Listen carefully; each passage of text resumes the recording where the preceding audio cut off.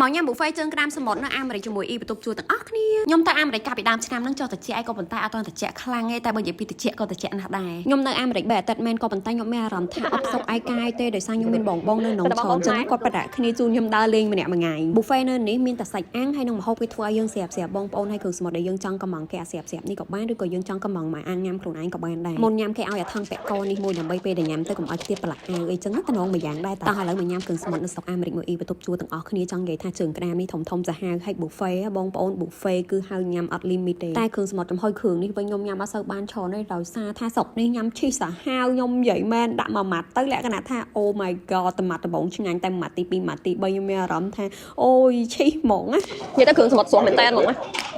តែបើនិយាយពីជើងក្តាមដែលខ្ញុំញ៉ាំនេះបងប្អូនគឺស្រស់ខ្លាំងហ្មងជើងក្តាមគេធំណាខ្ញុំចូលចិត្តញ៉ាំជើងក្តាមហ្នឹងមែនតើពេលដែលយើងញ៉ាំជើងក្តាមហ្នឹងទៅមានអារម្មណ៍ថាយើងញ៉ាំអាសាច់ក្តាមដើមហ្មងតែអានេះសាច់ក្តាមប៉ិតណាមិនមែនគេលាយម្សៅឬក៏យកម្សៅមកធ្វើដាក់រសជាតិសាច់ក្តាមអីណាចាគឺក្តាមស្រស់ប៉ិតហ្មងខ្ញុំញ៉ាំគ្រឿងសមុទ្រ steam cheese គេនឹងញ៉ាំអត់សូវបានច្រើនទេបងប្អូនក៏ប៉ុន្តែនេះខ្ញុំមកញ៉ាំអាគ្រឿងសមុទ្រចំហុយធម្មតានេះគឺខ្ញុំញ៉ាំបានច្រើនមែនតើដោយសារសាច់វាឆ្ងាញ់ហើយវាស្រស់បងប្អូនសាកសម័យមើលយើងមកញ៉ាំគ្រឿងសមុទ្រអាក្តាមជើងធំហ្នឹងហើយញ៉ាំអត់ដែនកំណត់ទេឲ្យតែមានពោះដាក់ម៉ានដាក់ទៅហៅបា